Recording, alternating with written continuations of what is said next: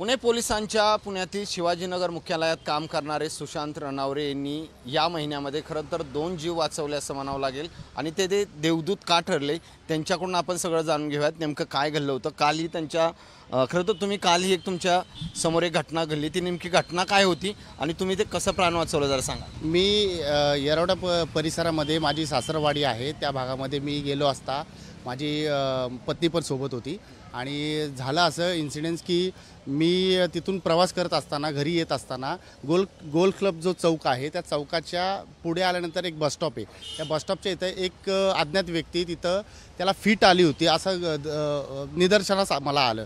तर मी बायकोला जरा थांबवलं तिथं आणि त्यानंतर मी त्या संबंधित व्यक्तीची पाहणी केली असता त्या व्यक्तीचं जीव धोक्यात आहे असं मला दिसलं की त्याला फिट आली आहे। त्यानंतर त्याला स्ट्रोक आला होता, जागेवरती उलटी होत होती त्याला।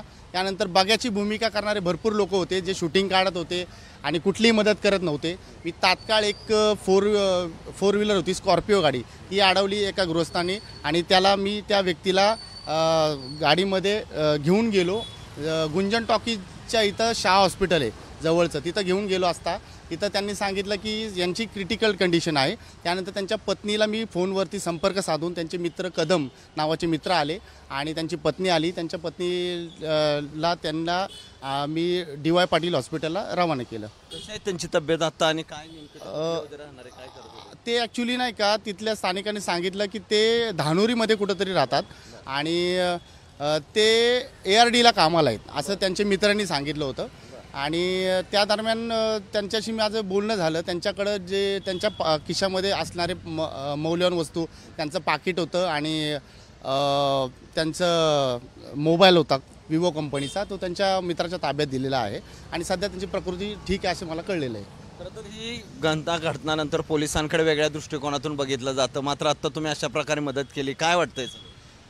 काय म्हणजे आता ज्या पोलिसाचं जे ब्रीदवाक्य आहे सदृश नाही खलनिग्रह नाही, त्यांच्या माध्यमातून आम्ही प्रत्येक पोलीस काम करत असतो आणि याचं मुख्य श्रेय माननीय पोलीस आयुक्त पुणे शहर सर आणि माझे आईवडील, माझे गुरु ACP अनिल पवार सर आणि सगळ्यात महत्त्वाचं म्हणजे विश्वरत्न डॉक्टर बाबासाहेब आंबेडकर यांच्या संविधानामध्ये आणि घटनेचे शिल्पकार यांच्या घटनेतून आज आम्ही काम करत असतो प्रत्येक पोलीस कर्मचारी।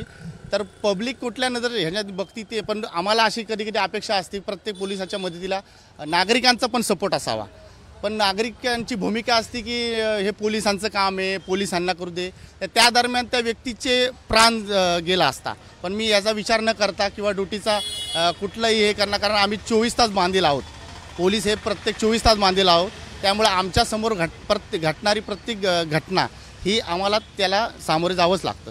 तर अनेकदा तुमच्या बाबतीत अशा घटना तुम्ही 2-3-9 तारखेलाही काहीतरी घडलं होतं, काय झालं त्यावेळेस? 9 तारखेला माझ्या वडिलांचा मृत्यू झाला होता गेल्या महिन्यामध्ये 3 तारखेला। तर मी बाणेरचा मूळचा रहिवासी आहे, तर बाणेरला मी माझ्या मूळच्या घरी जात असताना एक जीप कंपनीची गाडी काळ्या रंगाची ही बाणेर आणि औंधच्या लिंक रोडवरती माझ्या पुढेच होती आणि ती हेलकावे खात होती। त्या गाडीची स्पीड जास्त नव्हती, साधारण 30-40ची स्पीड होती, पण ती कधी डावीकडे जाते कधी उजवीकडे जाते। त्या अनुषंगाने मी त्याच्या पाहणी केली असता त्या व्यक्तीलाही स्ट्रोक आला होता, त्याच्या तोंडातून फेस आलते, डोळे पांढरे झालते आणि त्याला युरिन पण झाली होती। मग मी काय केलं, हे चालत्या गाडीमध्ये होतं, गाडी थांबलेली नव्हती।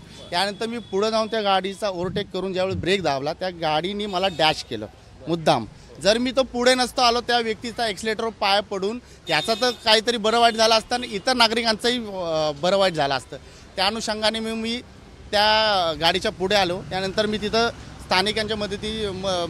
त्यानंतर स्थानिकांना मी हे केलं, जरा सरकावलं आणि मागची काच फोडली। मागची काच फोडून त्या व्यक्तीला बाहेर काढला आणि ट्रेनिंग सेंटरमध्ये ज्या गोष्टी आम्हाला शिकवल्या जातात CPR वगैरे कसं द्यायचं काय, त्याचा मी थोडा प्रयत्न केला। त्यानंतर तो व्यक्ती थोडा स्टेबल झाला आणि त्याला गाडीमध्ये टाकून मी ज्युपिटर हॉस्पिटल येथे तात्काळ घेऊन गेलो।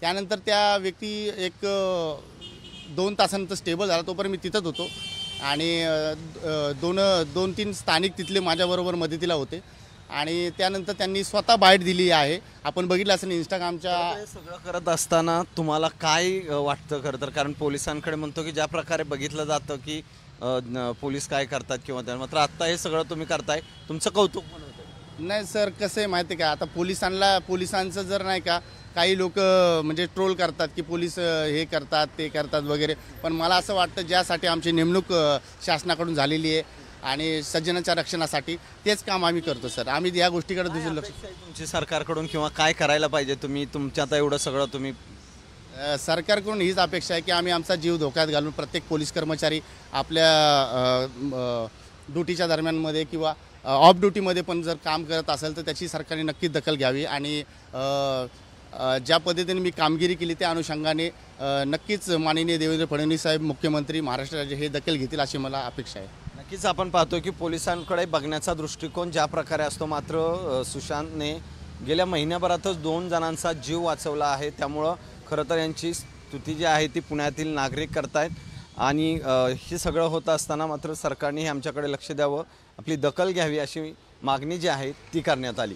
कॅमेरामन आदर्श कटकेसह सचिन जाधव, साम टीव्ही न्यूज, पुणे. देश विदेशातील प्रत्येक घडामोडींचे लाईव्ह अपडेट मिळवण्यासाठी आता साम टीव्हीच्या सर्व सोशल मीडिया प्लॅटफॉर्मला लाईक, फॉलो आणि सबस्क्राईब करा. तसंच सर्व नोटिफिकेशनसाठी बेल आयकॉन प्रेस करायला विसरू नका.